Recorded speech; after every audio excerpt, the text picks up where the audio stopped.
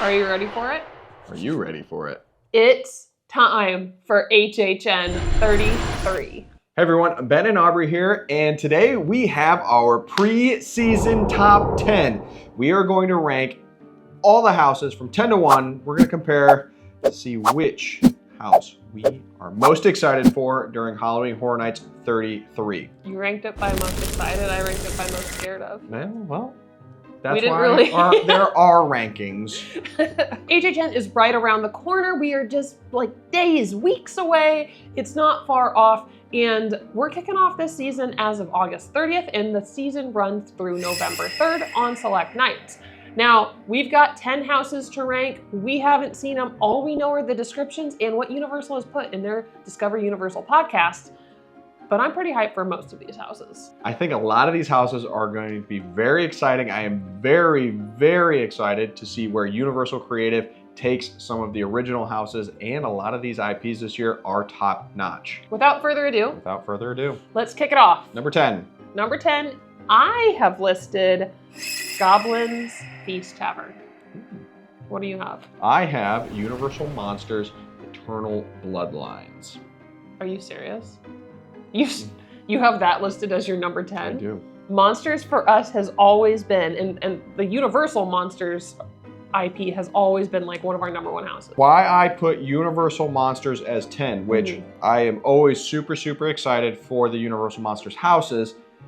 I'll be honest, I was a bit let down when Creature wasn't a part of the lineup this year. Oh, that makes a lot of sense. We really were hoping for Creature. I thought they could have done a lot of really great scares and a lot of really great set pieces with Creature. So maybe it's because it's the last house announced and Creature's not included in it that I just kind of feel a little let down.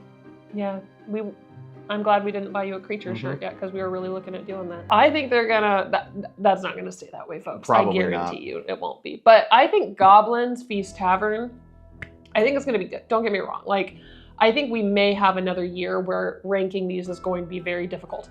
That said, Goblin's Feast Tavern, I think it's gonna be a funnier house. Yeah. A campy house, if you will. Very campy. I think it's gonna be pretty similar to like Dueling Dragons in terms of the forest sort of feel to it. Fairy tale-esque, but dark fairy tale-esque. Yes. But I think it'll be an okay house.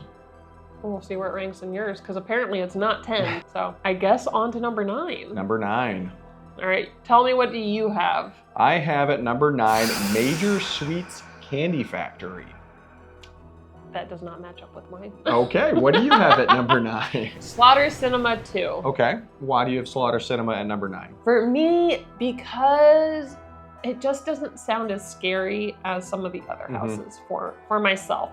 I still think there's going to be a lot of great scares. I know that there's been great word about the prior Slaughter Cinema experience in the house, but I just don't think it sounds as scary, because you're watching, what, B, C movie, like they're just not the scary movies. It's gonna be horror funny. I still think it will be very concerning. It's like for when myself. Mars attacks, you know? Oh my terrifying. God, that's a great movie though. Great movie. So I think it's gonna be a fun house, but I just don't, like, I ranked mine based off of how nervous I am to go through them. Clearly that's not the same for you, but I don't even know if they make you nervous to walk through the houses. I ranked Major Sweets at number 9 because I actually felt it went down in my rankings after hearing the Discover Universal podcast. Interesting. It moved for me in my rankings. I enjoyed the Major Sweets scare zone. I didn't see like the huge popularity that it gained. It was okay. It was retro 1950s Halloween, which is very unique looking.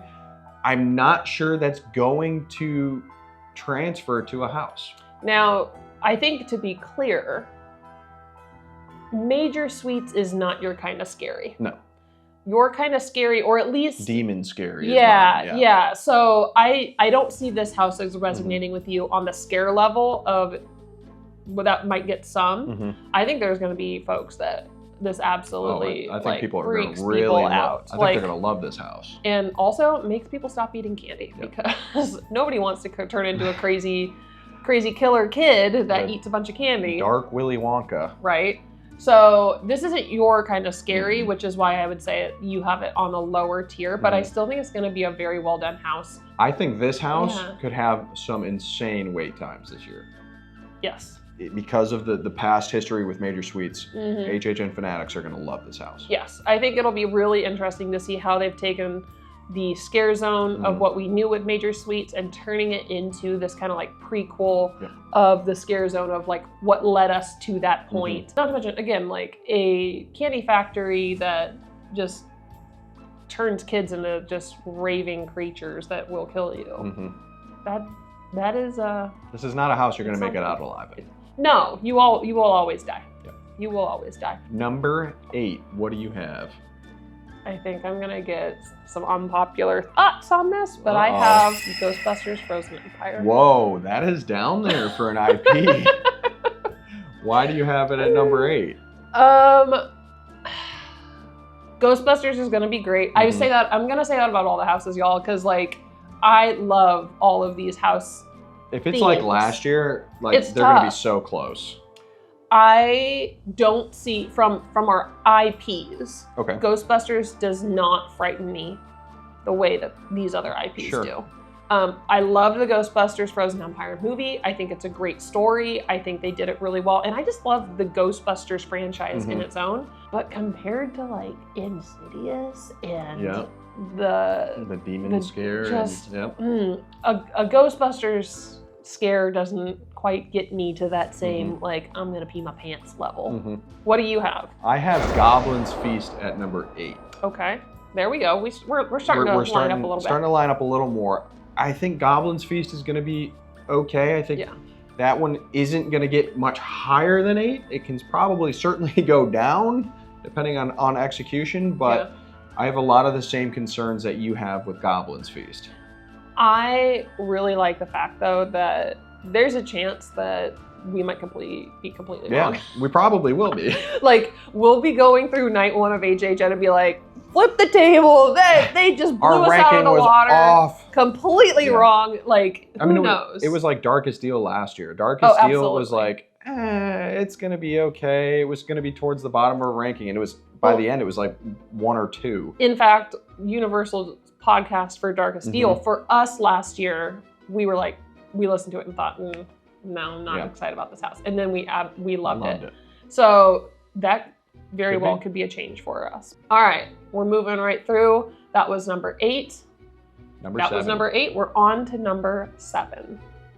Number 7, I have Slaughter Cinema 2. Okay, again, we're lining things up. We're getting okay. Like, I still do think a lot of these middle ones are gonna be super, super close. And even on the back end, they're gonna be hard to rack and stack.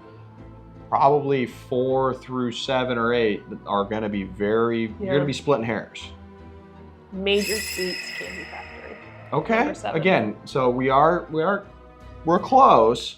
I think I put it Major Suites at number 7 because I am that person that's excited to see the scare zone turn into a house, or the storyline of what is Major Suites turn into a house. Slaughter Cinema, I'm excited for because of the idea that it's building on a previous IP.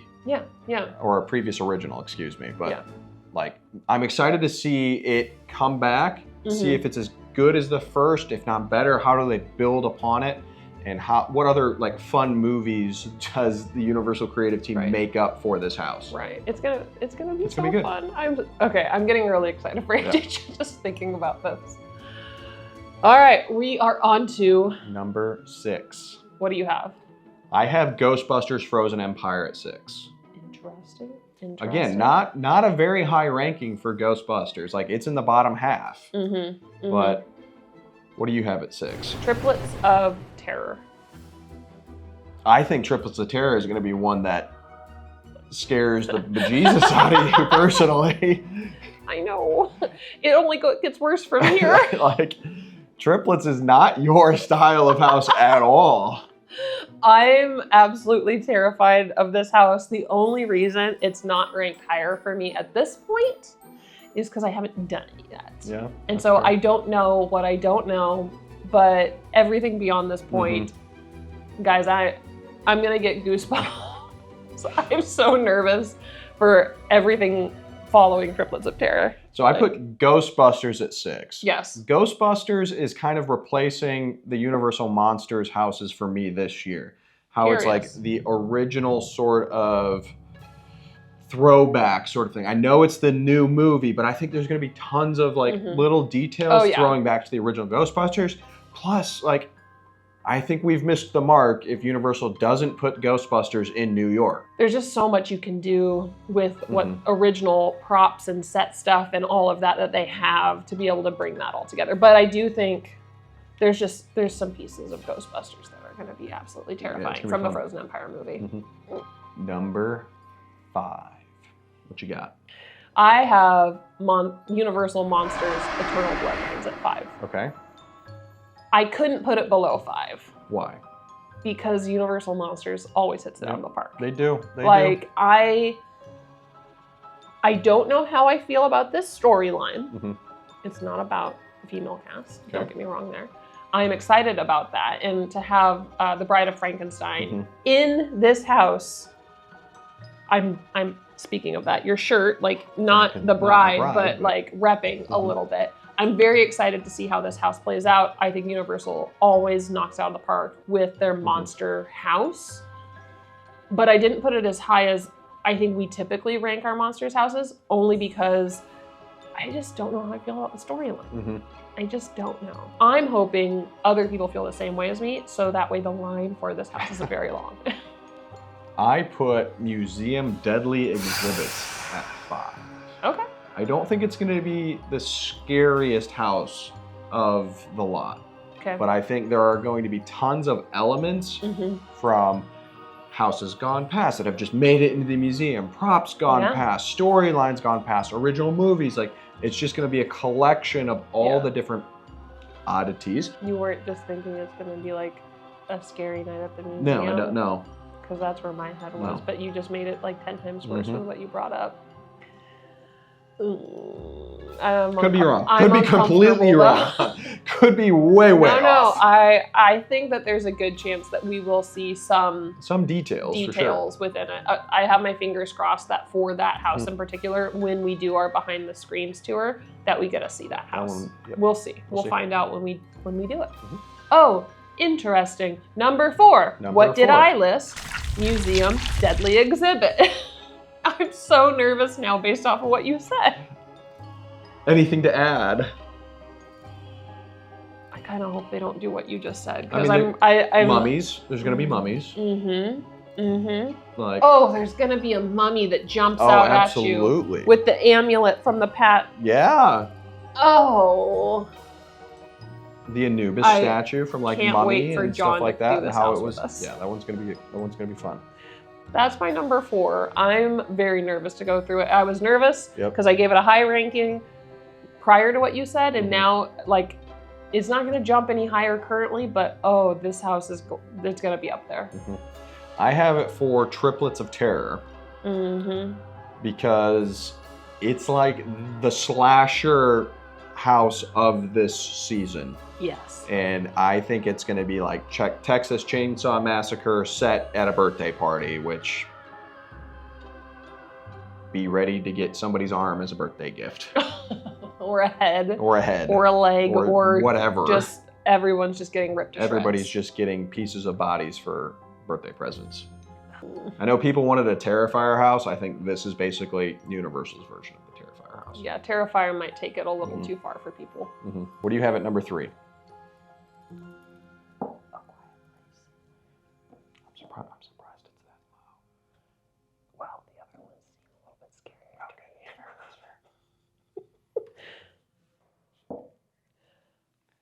Okay, should I actually talk about it? First off, I have A Quiet Place at number 3 because the whole like choose your own adventure and going through it very quietly, or actually screaming, which odds are very likely. You're gonna scream. Let's be real. If I lived in the world of A Quiet Place, I'd be dead right away. And that's just kind of how it would go. And I think that would be better off for everybody. I have a hard time not going through houses without screaming. It's true. You know for sure in this house that, I don't know what the Quiet Place monsters are called, the like alien the alien creature things. eerie things, but like I don't think it's possible for me, even if I'm trying to go through this house and not scream. I will try, but I don't think it's going to be possible. I think they're going to try and set you up. Yeah. Like, and that's, well, I'm also very excited to see the nail. Very excited. That is the most What if important... you could step on the nail and it causes something to happen? That'd be nuts. First off, ow.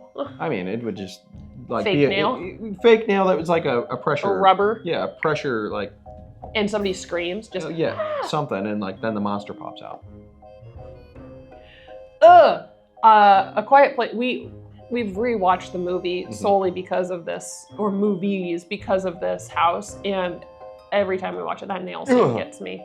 Just the willies. And yeah, this house, I am excited to see how Universal does it, but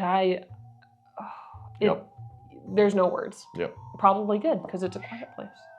I have it 3, Insidious the Further. Interesting. I thought you would have put that a little higher.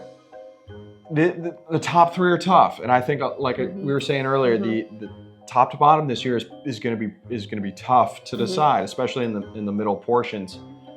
I have Insidious at 3, really honestly, because I just think the top 2 are going to be better. I wonder if our top 2. I mean, they're obviously match. They're pretty close. Yeah. But it's a very strong IP, like the demon aspect and the strong characters within that IP of the demon with the red face, key face, the bride in black, absolutely no, like, and like the man that struggles to breathe, like, the bride in black. Whoa, she's gonna give me the willies. Just to be clear, at the time of filming this, we are rewatching all of the Insidious movies solely to, one, bring me up to speed, because I've watched them, I don't remember them. Clearly I've blacked them out of my memory, but 2, just to prepare for this house. They're terrifying. Absolutely terrifying. And so, plus it's gonna be dark. It's going to be dark. Yeah. And foggy, and it's like, you're going to be in the further. It's going to be quite disorienting just being in something that is pitch black. I feel like it's going to be set up where it's one of those houses where you can barely see which way to go in front of you. Like, I might walk into a wall. Let alone if you go in during the daytime and your eyes haven't transitioned, it's going to be But at least it's the daytime, so then when you get done, you can come out afterwards and like, oh my God, the light of day, thank you. It's going to be hard to see the monsters, for sure. At first, until they're there. Until they're on right top here of you. in front of your face. What do you have at number 2? 1 second, let me see what the list says. Number 2, Monsters of Latin America. Me too. Oh, we finally matched on one. That means our top 1 are not the same. Are not the same, but pretty close. Monsters of Latin America. I am very excited for this house. We saw it in Hollywood last year. Yep. The Latin American culture just has some scary monsters. It really does. Like, when we listened to the podcast for this, first off, we were driving, and so I had like white knuckles on the steering wheel. 1, driving. 2, listening to a scary podcast describing what this house will be like. And yeah, just the descriptions of these monsters alone, even if it was 1 monster in this house, they're now there's 3. Horrifying. And like, your guide is death. Yeah. So the fact that people tell these stories to their children, like, yes, ma'am, I will stay in line, I will behave, like, whatever I need to do to, yes, I believe, like, to make sure these monsters don't get me. But I don't think there's a chance to not make it through this house without the monsters getting you. This one's gonna be scary and I know Universal Orlando will do its own version, but they're gonna crush it. Like, it's gonna be an awesome house. The willies. Number 1. Well, if you're paying attention, you can figure out what each of us have at number 1. I have Insidious the Further at number 1. I have A Quiet Place, which is shocking because I do not care for the movie. Sorry, Emily Blunt. Ben's not a big fan. Not a big fan of that movie. But the actual story of A Quiet Place, great movie from that standpoint. Yeah. there's got to be a baby crying in it at some point too. So the reason I said A Quiet Place at 1 Yes. was just because of the unconventional aspect of the house. Yeah. And like the fact that it's kind of a choose your own adventure of how you want to attack the house is very unique, very fun. Like it's gonna be a cool experiment. And silence in an HHN house is just so 180 to what you normally have. Right. Well, we are doing these houses for the Premium Scream Night as well. To experience all that the Premium Scream Night brings on August 29th. The tickets at this time of filming, they are still available. So if you want to go, you can go. And I truly think that when we go through A Quiet Place on that night, we are going to have our opportunity to go through the house and try to be as quiet as possible with very few people around us. Which I don't know if that makes it better or worse. We can try. Why do you have Insidious at number 1? Have you watched the movies? I have. Yeah. It's like, I think Terrifier House might have been the only thing they could have brought that would have freaked me out that much more, but the Insidious franchise gets, it's in like, a different way. I sleep with the lights on. In a different way, definitely than so Terrifier, but like, for sure, of like, there are going to be elements like, I know people are like, I'm not afraid of the dark. Well, you haven't been in the dark. I think, what is the red, like devil? The red door, or demon with the red face? Yeah, the demon with the red face. I am very certain we will run into him a number of times. And that one creeps me out quite a bit. And I